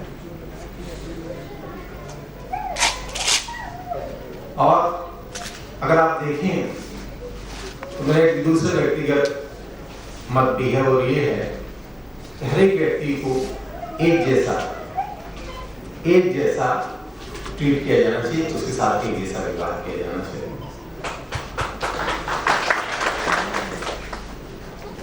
और जब आरक्षण लागू होता है तो कुछ व्यक्तियों के लिए वो अन्याय हो जाता है, किंतु जो 30 संभवतः 12 साल में 22 साल में उसमें उठ रही है, वो 1000 वर्ष की 30 का मुकाबला नहीं कर सकती, 2000 वर्ष की 30 का हजारों साल की 30 का मुकाबला।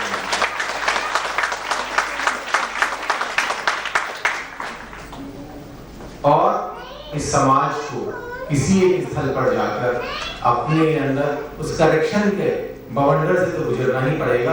और जब भी परिवर्तन आता है, जब भी नव निर्माण होता है, तो विध्वंस उससे पहले की स्थिति है, क्योंकि इक्विलिब्रियम लाने के लिए अर्थव्यवस्था के अंदर या किसी भी और चीज के अंदर एक बार को यदि आप पत्थर डालेंगे पानी में तो एक बार तो झंझावात उठेगा, उस झंझावात को बीत जाने का इंतजार उस बैलेंस को लाने के लिए करना पड़ेगा। उसके बाद पर्सपेक्टिव में अंतर आएगा, समानता के पर्सपेक्टिव में अंतर आएगा, तब वो व्यक्ति जिसको हम लोगों ने जयपुर फूड दे दिया है, उस फैसिलिटी के साथ जो उसको तोड़ने का अधिकार प्राप्त करता है, तब उस व्यक्ति को, विकलांग व्यक्ति को जब तोड़ने के लिए समानाधिकरण कहा जाएगा तो निसंदेह वो एक समान अवसर होगा, तब समानता की आएगी। जो मेरे मित्र आज से यहाँ से शुरू कर रहे हैं अपने प्रशासनिक जीवन को प्रारंभ कर, जो मैंने कहा था कि इस कमरे में आने का अधिकार हम लोगों को मिल गया। हम भी उसी समाज से जो बाहर पत्थर तोड़ रहा है, जो बाहर हल चला रहा है, लेकिन इस कमरे में आने का अधिकार आज हमको मिल गया है, तो हम लोगों की नजर उनसे फिर नहीं जानी चाहिए। ये तो एक्सपेक्टेड था ही, क्योंकि मेरिट का मुकाबला ये लोग नहीं कर सकते। आप उनके बराबर काम करेंगे, वो आपको कुछ भी प्रदान नहीं कर पाएगा। जब तक आप उनसे दुगना काम नहीं करेंगे, तब तक लोग ये नहीं मानेंगे कि आपने इसलिए आपको यहाँ से जाने के बाद दुगना काम करना है। इस सेवा का दूसरी चीज है कि पग पग पर बड़े प्रलोभन रहते हैं, और कठोपनिषद में लिखा है कि सत्य के मार्ग पे चलना छुरे की धार पे चलने के बराबर है। मैं आपसे छुरे की धार पे चलने का आह्वान नहीं करता हूँ, बहुत कठिन, किसी के लिए भी संभव नहीं है। माना जाता है कि ईमानदारी एब्सोल्यूट होती है, डिग्रीज डिसऑनेस्टी के अंदर हो सकती है, ऑनेस्टी इज एब्सोल्यूट। अगर आप एक पैसे से भी भ्रमित हुए तो ऑनेस्टी नहीं है। और किसी भी ये एक्सपेक्ट कर पाना सिविल सेवा में कि वो एक पैसे से भी भ्रमित नहीं होगा, मैं नहीं करता।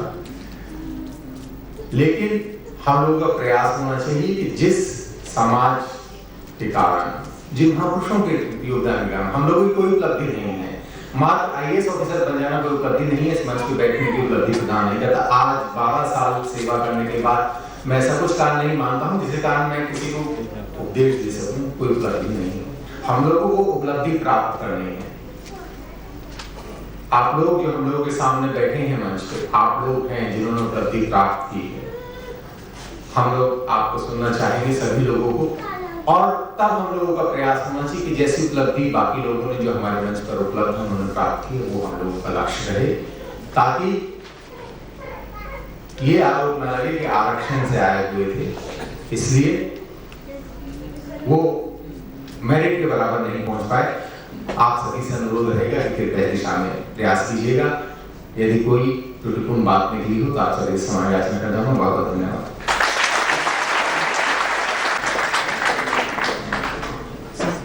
आप से अनुरोध करता हूँ कि आदरणीय जिलाधिकारी महोदय को इसमें चिन्ह दे प्रदान करें।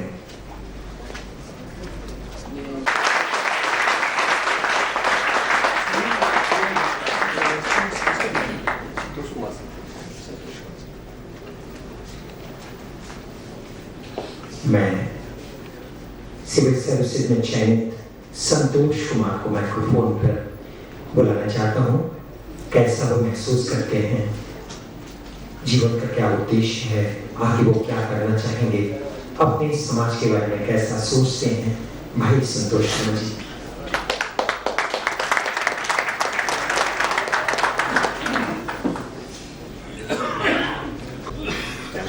सबसे पहले मैं आप लोगों को धन्यवाद व्यक्त करना चाहूँगा कि आपने इतने अच्छे तरीके से, इतने प्यार से हम लोगों को सम्मानित किया।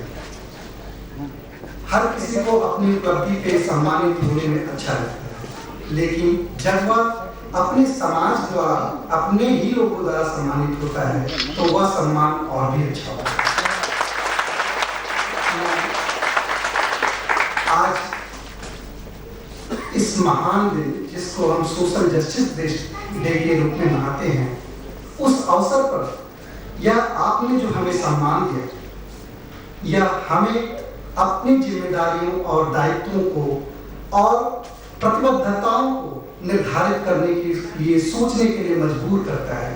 हम सोचें कि हम जिस समाज से आए हैं, जिस समाज ने हमारे लिए इतना सब कुछ किया है, उसके प्रति हम जिम्मेदार हैं। और यहाँ उपस्थित मैं अपने सारे साथियों की सफल सारे साथियों की तरफ से यह कहना चाहूँगा कि हम निश्चित रूप से जहाँ भी जाएंगे, जैसे भी रहेंगे, जिस सर्विस में रहेंगे, हम अपने कर्तव्यों का सरकार के प्रति, देश के प्रति और समाज के प्रति पूरी निष्ठा से करेंगे। मेरा मानना है कि हमारा समाज पिछड़ा कहने के लिए पिछड़ा है। अगर उसमें प्रतिभाओं को मौका दिया जाए तो वह किसी से भी पीछे नहीं है। यह कैसे हो सकता है कि जो समाज पिछले 2000 सालों में अपनी मेहनत के बल पे अपनी रोजी रोटी कमाता है और समाज का भरण पोषण करता है, वह पिछड़ा कैसे हो सकता है? निश्चित रूप से समाज में कुछ कमियां हैं जिसके कारण वह पिछड़ा है, और वह कमियां हैं समाज की सोच का। मैं दो चीजों के बारे में कहना चाहूंगा। जैसा मैं समझता हूं कि हमारे समाज में शिक्षा को तमाम प्रायोरिटी के नीचे रखा जाता है। शिक्षा हमारी प्रायोरिटी नहीं बनती। यह हो सकता है कि यह सीमित है शहरों में, गांवों में हमारे समाज के लोगों में आज भी शिक्षा को अपनी तमाम जरूरतों के नीचे समझा जाता है। हाँ, ये बात जरूर है, वह इसलिए है कि वह आर्थिक रूप से संपन्न नहीं है, लेकिन कुछ भी असंभव नहीं है। अगर आप 2 रोटी कम खाते हैं और अपने बच्चों को पढ़ाते हैं तो निश्चित है ये कुर्बानी कभी न कभी रंग लाती है। और मैं कहूँ तो मैं खुद उस परिवार से हूँ जिसने अभावों में जिंदगी काटी है। मेरे पिताजी ने मुझे अपने तमाम आर्थिक समस्याओं के बावजूद मुझे कभी भी पीछे हटने के लिए पीछे हटने के लिए उन्होंने कभी नहीं कहा। मुझे लगातार संबल देते रहे। मैं भी अपने सीमित साधनों में मैंने यह हमेशा तय किया कि अपने परिश्रम के बल पे हम आगे बढ़ सकते हैं, और मैंने यह चीज हमेशा प्रूव करने की कोशिश की। मैंने अपनी एकेडमिक लाइफ में कभी भी सेकंड नहीं आया, चाहे वो इंटर से, और हर बार मैंने यही सोचा था कि कोई है जिसके लिए मुझे काम करना है। यह सिर्फ परिवार के प्रति जिम्मेदारी नहीं थी, वह सारे समाज के प्रति जिम्मेदारी थी। और इसी चीज को लेकर के मैं इस सर्विस में आया हूँ। वैसे मेरे पास यूनिवर्सिटी में अध्यापक होने के रास्ते खुले थे, लेकिन मैंने इस सर्विस को इसलिए चुना क्योंकि यहाँ वह अवसर है, सामान्य से सामान्य लोगों के प्रति जुड़ने का अवसर है जो कहीं और नहीं है। और यहाँ आप चाहें तो आप सीधे लोगों के जीवन में परिवर्तन ला सकते हैं। मैं दावा तो नहीं करता, लेकिन फिर भी विश्वास पूर्वक कहता हूँ कि मैं और मेरे तमाम साथी अपनी जिम्मेदारियों को समझेंगे और अपनी कर्तव्य निभाएंगे।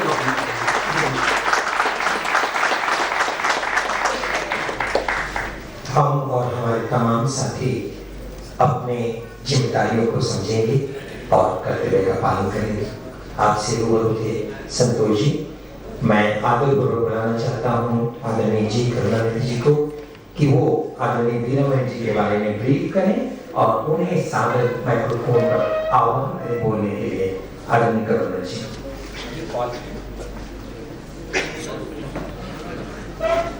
Good evening, friends.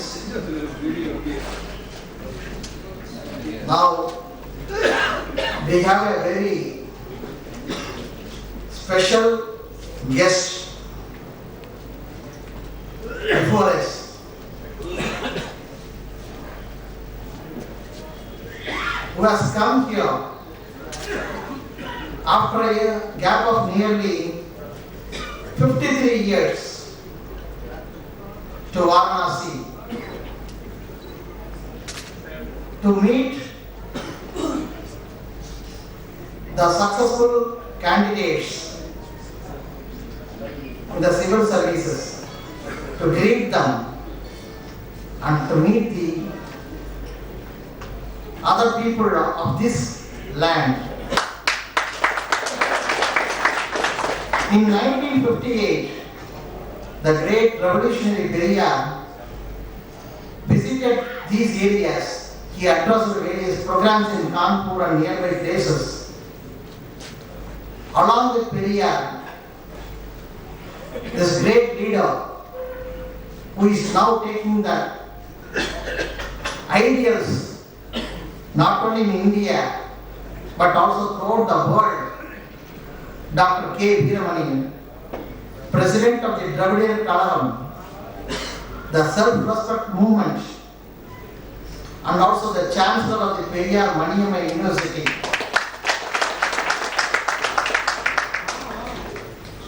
Who has now started a Periyar Center at Delhi to propagate the ideals of Periyar. And also, he is a great academician, a gold medalist, and a great orator. Not only an orator, but also a great fighter for social justice. Today, Tamil Nadu enjoys 69% reservation for the backward classes and scheduled caste. The challenge came through the Supreme Court. It was his idea to protect the 69% reservation. He drafted a bill using the provision of the Article 31C of the Indian Constitution that was taken by the Tamil Nadu government and enacted as an act, Tamil Nadu Reservation Act, that protected the 69% reservation in Tamil Nadu. So such a great personality has come here.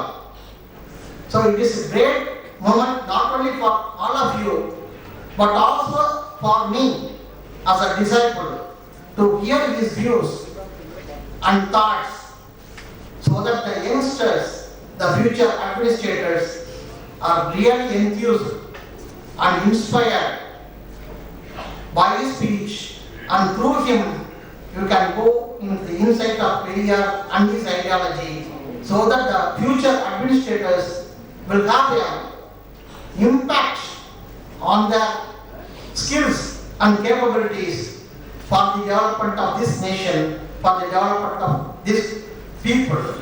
Now, on behalf of the organizers, I would request our leader, Dr. K. Veeramani, to address this great audience.